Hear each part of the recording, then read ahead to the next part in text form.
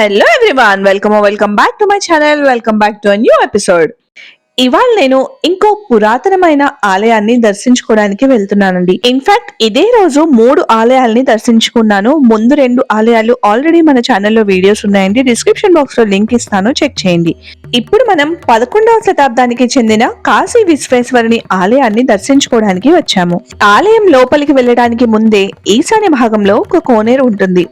పూర్వకాలం నుండి ప్రస్తుత కాలం వరకు ఈ కోనేరులో స్నానాది కార్యక్రమాలు ఎవరైతే చేసుకొని కాశీ విశ్వేశ్వరుని దర్శించుకుంటారో వాళ్ళందరికీ రోగాలు ఏవైనా ఉండి బాధిస్తున్నా కూడా ఆ నీరే వైద్యంలా పనిచేసి ఆ రోగాలన్నిటినీ తొలగిస్తాయని ప్రసిద్ధి. సంగారెడ్డి జిల్లాకి 3 కిలోమీటర్ల దూరంలో ఉన్న కాకతీయ కాలం నాటి ఒక విశిష్టమైన పురాతన ఆలయం కాశీ విశ్వేశ్వరుని ఆలయం. 11వ శతాబ్దానికి చెందిన ఈ ఆలయాన్ని త్రికూట ఆలయం అని కూడా అంటారు. ఈ ఆలయంలో ముఖ్యంగా 3 దేవతలు కొలువై ఉన్నారు. ముఖ్య ఆలయంలో అనంత పద్మనాభ స్వామి, ఉత్తర దిక్కున సంతాన వేణుగోపాల స్వామి, అలాగే దక్షిణాన కాశీ విశ్వేశ్వరుని ఆలయం ఉంటుంది. 11వ శతాబ్దానికి చెందిన కాకతీయ కాలం నాటి రాజ్యంలో ప్రతాపరుద్రుడు అనే చక్రవర్తి హయాంలో ఆయన సేనాపతి ప్రియ శిష్యుడు అయిన ఒంటిమిద్ది ఓబులయ్య ఒంటి చేతితో ఈ ఆలయాన్ని నిర్మించారని చెప్తారు.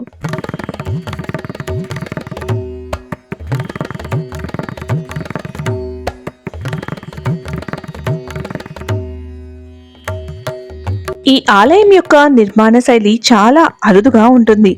నక్షత్ర మండపం పైన ఈ ఆలయాన్ని నిర్మించడం జరిగింది.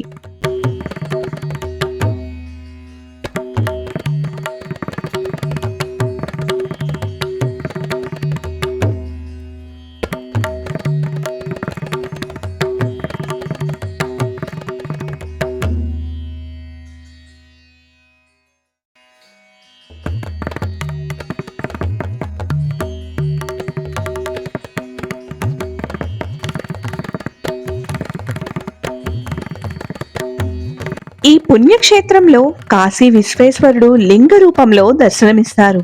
అయితే ఈ ఆలయంలోని నంది కుడివైపుకి చూస్తూ ఉండటం విశేషం. ఇక్కడ నంది పద్మనాభ స్వామి ఆలయంలో ఉన్న శివలింగాన్ని వీక్షిస్తున్నట్లుగా దర్శనమిస్తారు.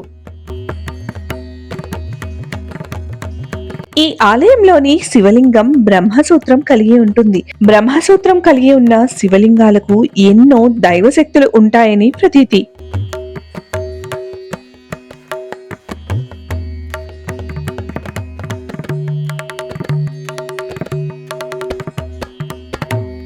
గర్భగుడిలో అమ్మవారిని కూడా మనం దర్శించుకోవచ్చు.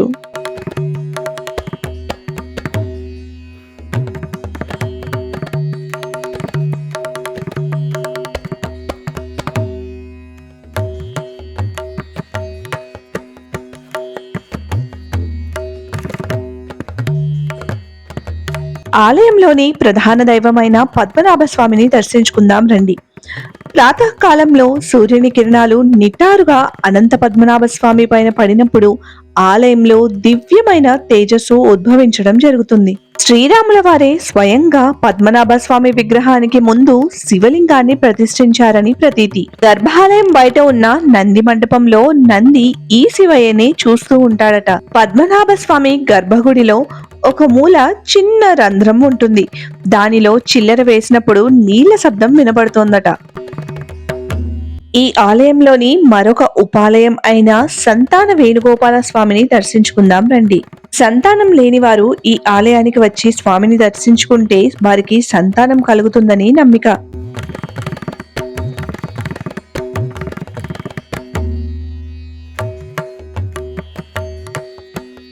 వరంగల్లోని 1000 స్తంభాల గుడిని అనుసరించి ఈ క్షేత్రంలోని స్తంభాలు కూడా రూపొందించడం జరిగింది.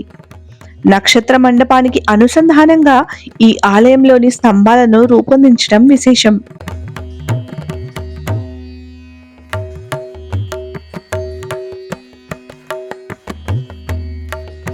ఇంతటి పురాతనమైన పుణ్యక్షేత్రాన్ని దర్శించుకుంటే జన్మ నుండి ముక్తి వరకు ఒక మానవుడికి అవసరమైన అన్ని అవసరాలు తీరుతాయని ప్రతీతి.